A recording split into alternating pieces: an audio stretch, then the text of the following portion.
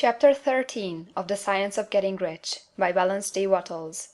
Recording is in the public domain. By Diana Majlinger. Chapter 13 Getting into the Right Business. Success in any particular business depends for one thing upon your possessing in a well-developed state the faculties required in that business. Without good musical faculty, no one can succeed as a teacher of music. Without well-developed mechanical faculties, no one can achieve great success in any of the mechanical trades. Without tact and the commercial faculties, no one can succeed in mercantile pursuits. But to possess in a well-developed state the faculties required in your particular vocation does not insure getting rich. There are musicians who have remarkable talent, and who yet remain poor. There are blacksmiths, carpenters, and so on who have excellent mechanical ability, but who do not get rich, and there are merchants with good faculties for dealing with men who nevertheless fail. The different faculties are tools. It is essential to have good tools, but it is also essential that the tools should be used in the right way.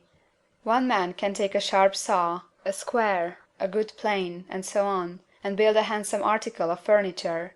Another man can take the same tools and set to work to duplicate the article, but his production will be a botch.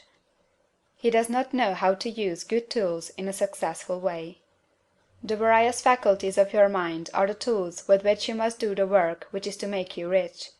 It will be easier for you to succeed if you get into a business for which you are well equipped with mental tools. Generally speaking, you will do best in that business which will use your strongest faculties, the one for which you are naturally best fitted. But there are limitations to this statement also. No man should regard his vocation as being irrevocably fixed by the tendencies with which he was born. You can get rich in any business, for if you have not the right talent, you can develop that talent. It merely means that you will have to make your tools as you go along, instead of confining yourself to the use of those with which you were born. It will be easier for you to succeed in a vocation for which you already have the talents in a well-developed state, but you can succeed in any vocation, for you can develop any rudimentary talent, and there is no talent of which you have not at least the rudiment. You will get rich most easily in point of effort if you do that for which you are best fitted, but you will get rich most satisfactory if you do that which you want to do. Doing what you want to do is life, and there is no real satisfaction in living if we are compelled to be forever doing something which we do not like to do, and can never do what we want to do. And it is certain that you can do what you want to do. The desire to do it is proof that you have within you the power which can do it. Desire is a manifestation of power. The desire to play music is the power which can play music seeking expression and development. The desire to invent mechanical devices is the mechanical talent seeking expression and development. Where there is no power, either developed or undeveloped, to do a thing, there is never any desire to do that thing, and where there is strong desire to do a thing, it is certain proof that the power to do it is strong, and only requires to be developed and applied in the right way. All things else being equal, it is best to select the business for which you have the best developed talent, but if you have a strong desire to engage in any particular line of work, you should select that work as the ultimate end at which you aim. You can do what you want to do, and it is your right and privilege to follow the business or avocation which will be most congenial and pleasant.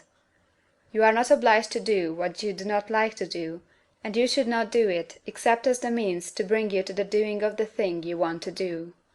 If there are past mistakes whose consequences have placed you in an undesirable business or environment, you may be obliged for some time to do what you do not like to do, but you can make the doing of it pleasant by knowing that it is making it possible for you to come to the doing of what you want to do.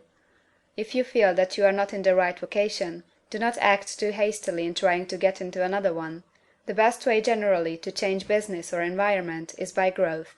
Do not be afraid to make a sudden and radical change if the opportunity is presented, and you feel after careful consideration that it is the right opportunity. But never take sudden or radical action when you are in doubt as to the wisdom of doing so. There is never any hurry on the creative plane, and there is no lack of opportunity. When you get out of the competitive mind, you will understand that you never need to act hastily. No one else is going to beat you to the thing you want to do. There is enough for all. If one space is taken, another and a better one will be opened for you a little farther on. There is plenty of time. When you are in doubt, wait. Fall back on the contemplation of your vision, and increase your faith and purpose, and by all means, in times of doubt and indecision, cultivate gratitude. A day or two spent in contemplating the vision of what you want, and in earnest thanksgiving that you are getting it, will bring your mind into such close relationship with the Supreme that you will make no mistake when you do act. There is a mind which knows all there is to know, and you can come into close unity with this mind by faith and the purpose to advance in life, if you have deep gratitude. Mistakes come from acting hastily, or from acting in fear or doubt, or in forgetfulness of the right motive, which is more life to all, and less to none. As you go on in the certain way, opportunities will come to you in increasing number, and you will need to be very steady in your faith and purpose, and to keep in close touch with the All-Mind by reverent gratitude. Do all that you can do in a perfect manner every day, but do it without haste, worry, or fear. Go as fast as you can, but never hurry. Remember that in the moment you begin to hurry, you cease to be a creator and become a competitor. You drop back upon the old plane again. Whenever you find yourself hurrying, call a halt. Fix your attention on the mental image of the thing you want, and begin to give thanks that you are getting it. The exercise of gratitude will never fail to strengthen your faith and renew your purpose. End of chapter 13.